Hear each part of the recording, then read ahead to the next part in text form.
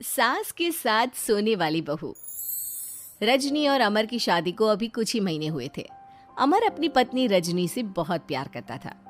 शुरू के कुछ दिन तो सब कुछ ठीक ठाक चलता रहा, लेकिन फिर छोटी छोटी बातों पर अमर और रजनी का झगड़ा होने लगा। अरे, तुमने फिर से गीला टॉवेल बेड पर डाल दिया। कितनी बार तुमसे कहा है कि सारा बेड गीला हो जाता है। अरे गुस्सा क्यों कर रही हो? गलती हो गई मुझसे, अगली बार ध्यान रखूंगा। बस हर बार पर बस यही कह के चल देते हो। सारा दिन सफाई तो मुझे करनी पड़ती है ना। देखो रजनी, इस तरह नाराज मत हो। मैंने कहा ना, मैं ध्यान रखूंगा आगे से। और फिर रात के वक्त रजनी अपना बिस्तर उठाकर बेडरूम से बाहर जाने लगती है। अरे क्या हुआ रजनी? सुबह वाली बात पर अभी तक नाराज हो क्या? नहीं, ऐसी कोई बात नहीं है। तो फिर तुम अपना बिस्तर लेकर कहाँ जा रही हो? मैं मम्मी जी के कमरे में सोने जा रही हूँ। मम्मी जी अकेली है ना। अरे कैसी बात करती हो रजनी? शादी के बाद लड़कियां अपने पति के पास अपने बेडरूम में सोती हैं। सास के पास कौन सोता है? मैंने कहा ना, मेरा मन कर रहा है, इसलिए मैं मम्मी जी के पास सोने जा रही हूँ। अरे रजनी, मेरी बात तो सुनो यार। मेरा भी तो मन करता है ना तुमसे प्यार करने का, तुम्हारे साथ रहने का। ऑफिस से थका हारा आया हूँ और तुम मम्मी जी के पास सोने जा रही हो।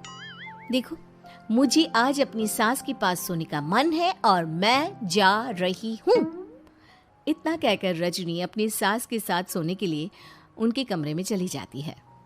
रजनी बेटा, तुम यहाँ? मम्मी जी, क्या मैं आपके पास सो सकती हूँ? हाँ हाँ बेटा, क्यों नहीं, क्यों नहीं, बिल्कुल सो सकती हो।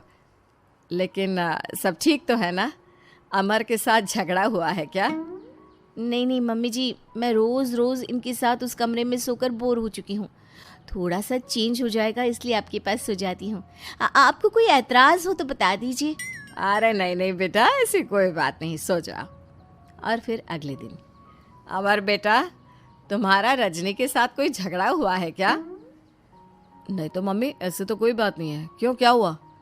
अरे वो कल रात मेरे कमरे में सोने आ गई थी तो मुझे लगा सब ठीक तो है ना बेटा? नहीं मम्मी जी, वो ऐसी बस उसका मन किया होगा। कह रही थी कि मम्मी अकेली है, इसलिए आपकी चिंता हो रही थी। पर अगली रात को फिर से रजनी अपना बिस्तर उठाकर सास के कमरे में पहुंच जाती है। रजनी बेटा, आज फिर से मेरे पास सोने आ गई। मम्मी जी, आपको मेरा अपने पास आना अच्छा नहीं लगता? अगर ऐसी बात है तो मैं बाहर ड्राइंग रूम में चली जाती हूँ। अरे नहीं नहीं बेटा, ऐसा कुछ नहीं है। पर अमर अपने कमरे में अकेला होगा ना? अरे तो वो कौन से 6 महीने के छोटे दूध पीते बच्चे हैं, उनको डर थोड़ी ना लगता है। इतने बड़े हो गए हैं, 1-2 दिन अकेले सो लेंगे तो कुछ बिगड़ नहीं जाएगा। और इस तरह फिर तो ये रोज की बात हो गई। रजनी रोज अपना बिस्तर उठाती, अपनी सास के पास आकर सो जाती। सास उससे कुछ इसलिए नहीं कहती है क्योंकि उसे लगता है कि बहू बुरा मान जाएगी। एक दिन सुबह सुबह, माँ मेरे लिए चाय बना दो, ऑफिस जाने का टाइम हो रहा है। अरे बेटा, तो रजनी से क्यों नहीं कह देते? मुझे उससे बात करने का बिल्कुल भी मन नहीं है। अरे आखिर क्या बात है बेटा, तुम इतने उदास क्यों लग रहे हो? देखो ना माँ, आजकल रजनी का बिहेवियर मुझे कुछ समझ में नहीं आ रहा। रोज रात को आपके पास आकर सो जाती है। अगर उसे मेरी परवाह नहीं तो मुझे भी कोई फर्क नहीं पड़ता। अमर गुस्से में ही घर से ऑफिस चला जाता है। ये देखकर सास बहुत दुखी हो जाती है। और फिर अगले दिन, मम्मी जी, मैं आ गई आपके पास सोने। हाँ बहू, सो जाओ। पर वो क्या है ना, आज मेरा पुरानी फिल्में देखने का बड़ा मन कर रहा था। कोई बात नहीं, सो जाओ, मैं पिक्चर देखती रहूंगी। ठीक है मम्मी जी। रजनी की सास तेज आवाज में अपने कमरे में टीवी चलाकर रखती है। इसकी वजह से रजनी को नींद नहीं आती, लेकिन वो पूरी रात करवट बदल बदल कर सोने की कोशिश करती रहती है।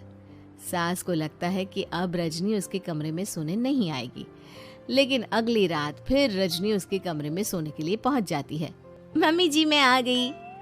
अरे बेटा, मुझे लगा कि कल तुम ठीक से सो नहीं पाई थी। जाओ अपने कमरे में आराम से सो जाओ ना बेटा।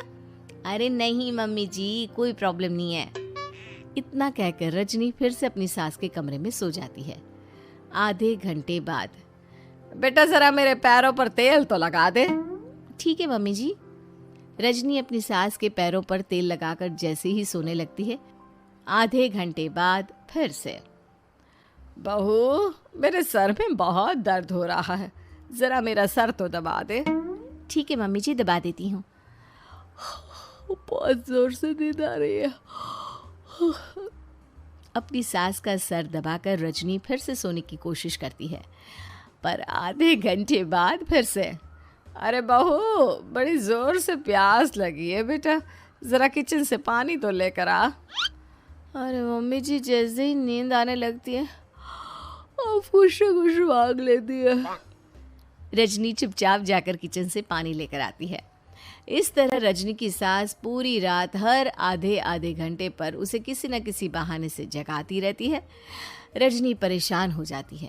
सास को लगता है कि इस बार वो उसके कमरे में सोने के लिए बिल्कुल नहीं आएगी, लेकिन अगली रात फिर से रजनी वहाँ पहुँच जाती है।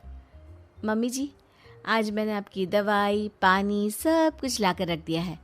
अब आप प्लीज़ चुपचाप सो जाइएगा और मुझे भी सोने दीजिएगा। देखिए 2 रातों से ना मैं सो ही नहीं पाई हूँ। अच्छा ठीक है बेटा, सो जा। थोड़ी देर के बाद रजनी की सास बहुत ज़ोर ज़ोर से खर्राटे लेना शुरू करती है। खर्राटे इतने तेज़ होते हैं कि रजनी के कानों में दर्द होने लगता है। हे भगवान, मम्मी जी को क्या हो गया है? क्या करूँ, कहाँ जाऊँ मैं? परेशान होकर रजनी वापस अपने कमरे में जाती है। रजनी, आज तो बहुत दिनों के बाद अपने बेडरूम में सोने आई हो। आ जाओ। वैसे भी तुम्हारे बिना मेरा मन नहीं लगता। क्या करती, तुम्हारी मम्मी के खर्राटों ने तो मेरी नींद उड़ा कर रखी है। अब मुझे यहीं पर सोना पड़ेगा। अगली सुबह, अरे रजनी बेटा, रात को कहाँ चली गई थी? मैं तुम्हें कितना ढूंढ रही थी, मैं तो डर ही गई थी। मेरी बहू न जाने कहाँ चली गई। कहाँ जाती मम्मी जी, अपने कमरे में गई थी। और आजकल ना आप मुझे जानबूझकर बहुत परेशान करती हैं। अगर मुझसे कोई गलती हो गई हो तो सीधे सीधे क्यों नहीं कह रही हैं? 3 रात हो गई है, मुझे ठीक से नींद भी नहीं आती। रजनी, ऐसे क्यों बात कर रही हो? मम्मी ने क्या कर दिया? आप अपनी मम्मी से क्यों नहीं पूछते? मैं बहू हूँ तो क्या इसका मतलब ये है कि दिन भर काम करो और रात में भी चैन से ना सो? रजनी बेटा, बड़ी नादान हो। इसीलिए तो जानबूझकर मैं ये सब कर रही थी, ताकि तुम अपने पति के पास जाकर अपने बेडरूम में सो जाओ। शादी को सिर्फ 6 महीने हुए हैं और तुमने मेरे कमरे में आकर सोना शुरू कर दिया। यह तुम्हारी शादीशुदा जिंदगी के लिए अच्छी बात थोड़ी ना है बेटा। मम्मी, तो क्या आपने जानबूझकर ये सब किया था रजनी को समझाने के लिए? अरे तो और क्या करती? दुनिया की पहली बहू है ये, जो पति को छोड़कर सास के साथ सोने चली थी। इसीलिए मुझे इसके लिए थोड़ा बुरा बनना पड़ा।